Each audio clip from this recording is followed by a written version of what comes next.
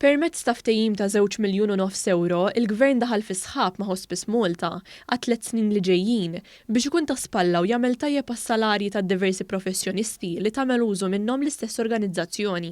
Ta' kuljum bejn 2 u 3 pazjenti jiġu referuti lejn Hospice Malta biex ikunu jistgħu jirċievu kura paljattiva li taqqat fiha n-neċessità tal-kura u għajnuna professjonali fl-aħħar momenti tal-ħajja flimkien ma' ambjent familjari.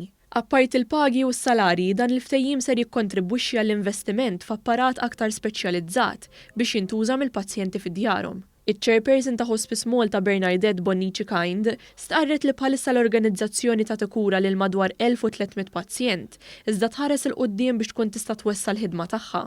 Il-pazjenti eżistenti u dawk li probabbilment jinżdiedu f'dan is-snin li ġejjin huma assigurati li s-servizzi tagħna li huma kollha bla ħlas, importanti li niftakru għadi, kollha bla ħlas għall pazjent imma fil-fatt dejjem hemm element ta' kost fiha din ovvja.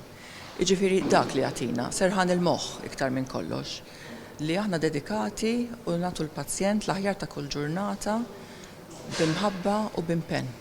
Waqt konferenza tal-aħbarijiet id-Deputat Prim Ministru u Ministru għas-Saħħa Chris Fearn qal li l-Gvern araf l-importanza ta' organizzazzjonijiet mhux governattivi bħal Hospice Malta li ta' kuljum jagħtu ħafna lura lis-soċjetà.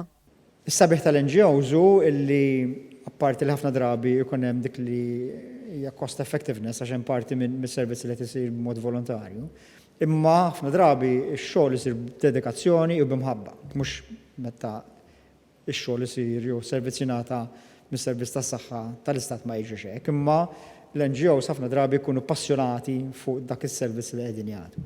U allura ġeneralment il-livelli jkunu għolin ħafna. U bħala gvern nieħdu pjaċir li naħdmu magħhom.